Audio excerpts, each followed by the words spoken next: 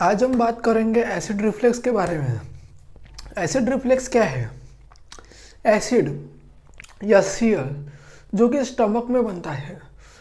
पहले तो हम फूड इंटेक करते हैं, पहले इधर जाता है, सलाइवा से मिक्स होता है, फिर गैस्ट्रोइसोफेगल ट्रैक्ट से मतलब इसोफेगस से स्टमक में आता है, फिर स्टमक से ड्यूडेनम में जाता है, स्मॉल इंटेस्टाइन, लार्ज इंटेस्टाइन और वेस्ट प्रोडक्ट निकलता है। पर फूड का मेन डाइजेशन जो है कौन से ऑर्गन में होता है? स्टमक में, इंटेस्टाइन से होता है, स्टमक में होता है। एक्चुअली स्टमक में क्या है, जब हम फूड इंटेक करते हैं इधर से माउथ से, फूड जो है इसोफेगस में जाता है। मतलब इमेजिन करो कि फूड इसोफेगस से जा रहा है, स्टमक में जा रहा है। अब स्टमक में क्या है, फूड का ब्रेकडाउन करने के लिए, डाइजेशन करने के लिए एचसीएल है, हाइड्रोक्लोरिक एसिड। हाइड्रोक्लोरिक एसिड क्या करता है, यह फूड का ब्रेकडाउन करता है, उधर डाइजेशन करता है। पर प्रॉब्लम तब से स्टार्ट होती है जब यह एचसीएल का प्रोडक्शन अधिक मात्रा में बढ़ जाता है। एक्चुअली क्या है, एचसीएल का प्रोडक्शन कौन सी सेल्स करती है? पैराइटल सेल्स करती है। There are the cells that is mucosal and sub mucosal cell. Sub mucosal में आर्टरीज एंड वेन्स होती है जो कि लंग्स की तरफ लिवर की तरफ जाती है। ये म्यूकोजल सेल, डी सेल और पैराइटल सेल ये मदद करते हैं एसिड प्रोडक्शंस में। एक्चुअली गैस्ट्रिक जूस जो है 2 लीटर बनता है पर डे।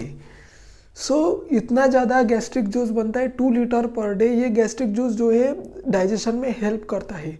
और जब हम एक बार में फूड इंटेक करते हैं, स्टमक पूरा फूड से भर जाता है, तब जाकर कहीं 50 ml HCl बनता है जो कि डाइजेशन करता है। पर जब हम फूड का थोड़ा सा भी पार्ट लेते हैं, और थोड़ा सा पार्ट लेते हैं तो मतलब स्टमक को कभी कभी लगता है कि नहीं, स्टमक को पूरा फुल हो गया है, तो यह एसिड का प्रोडक्शन कभी कभार बढ़ा देता है। या फिर हम कोई हेवी फूड लेते हैं, हेवी फूड को पचाने के लिए स्टमक अपना एसिड प्रोडक्शन बहुत ज़्यादा बढ़ा देता है। तब जब स्टमक अपना एसिड प्रोडक्शन बढ़ा देता है, तब ये जो स्टमक की लाइनिंग्स होती है जो इरिटेटिंग होती है, क्योंकि ये एसिड बहुत ही मतलब डेंजरस है, एक हाईली एसिडिक होता है जो कि स्टमक की वॉल जो है म्यूकोजल सेल को मतलब जो है डैमेज कर सकती है। तब ये जो होता है, ये इसोफेगस के ऊपर ये ऊपर आने लगता है। ये स्टमक एसिड जो है स्टमक से ऊपर आने लगता है। स्टमक के ऊपर क्या है, इसोफेगस है, फूड पाइप है। यह फूड पाइप जो है इसोफेगस से माउथ से स्टमक को कनेक्ट करती है। जब फूड पाइप जो है अब जो भी इसोफेगस जो कि फूड पाइप है और स्टमक, इसके बीच जो है एक डोर होता है। मतलब इमेजिन करो, there is a door, there is a muscular sphincter, muscle होती है जो कि स्टमक का फूड और ये एसिड को इसोफेगस में आने नहीं देती। पर कभी कभार ये जो स्पिंक्टर होता है ये कभी कभार वीक हो जाता है, कभी कभार ये मसल जो है ठीक से काम नहीं करती, तो ये जो एसिड होता है ये ऊपर आता है। इसे कहते हैं लोअर इसोफेगल स्पिंक्टर।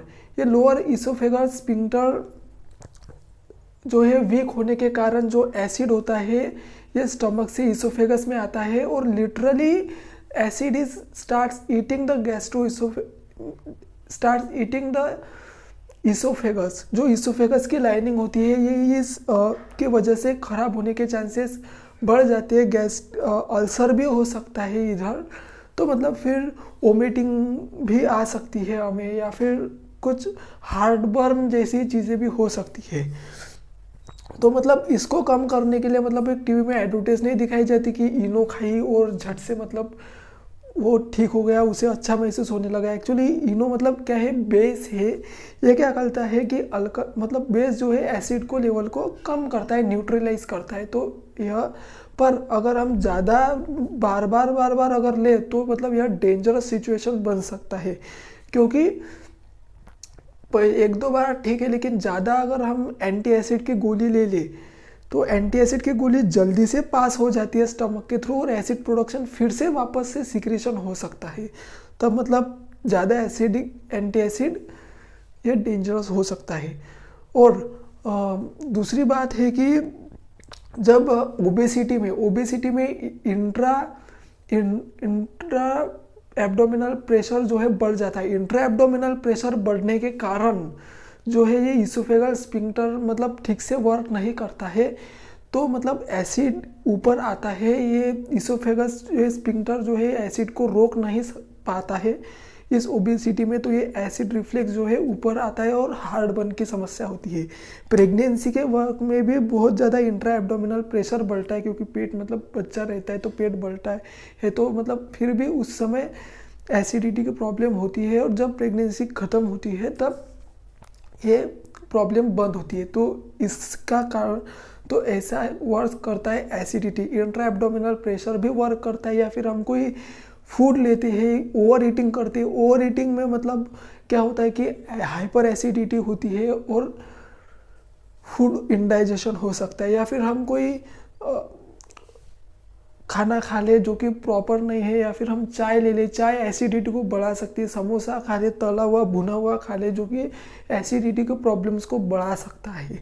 तो मतलब ये सारी चीज़ें जो है, फूड भी एसिडिटी को अफेक्ट करती है, हमारी ओबेसिटी भी एसिडिटी को अफेक्ट करती है, ये जो इसोफेगल स्फिंक्टर है ये भी एसिडिटी को अफेक्ट करता है। तो मतलब फिर इसके मतलब होम रेमेडीज़ भी है, या फिर डॉक्टर क्या करता है, एंडोस्कोपी करता है। एंडोस्कोपी दरअसल क्या है, ये कैमरा मतलब इंसर्ट करते गैस्ट्रो इंटेस्टिनल ट्रैक के थ्रू, ऐसे ऑप्टिकल फाइबर ऐसे कैमरा इंसर्ट करते हैं और देखते हैं कि वहाँ की सिचुएशन क्या है, इसोफेगस को कितना डैमेज हुआ है इस एसिड के वजह से, या फिर फूड कौन सा खाया है, क्या खाया है, कितना डाइजेस्ट हुआ है, ये सब हमें एंडोस्कोपी में ये कैमरे के थ्रू डॉक्टर को मतलब बताता है पिक्चर्स के जरिए। तो ये सब सिनेरियो है एसिडिटी का। That is all about the acidity. यार एसिडिटी को मतलब अल्कलाइन से कंट्रोल किया जा सकता है, कोकोनट वाटर या फिर मिल्क से। क्या है कि अल्कलाइन सराउंड बनाता है और एसिड के लेवल को कम करता है। So that is all about the acidity. Thank you.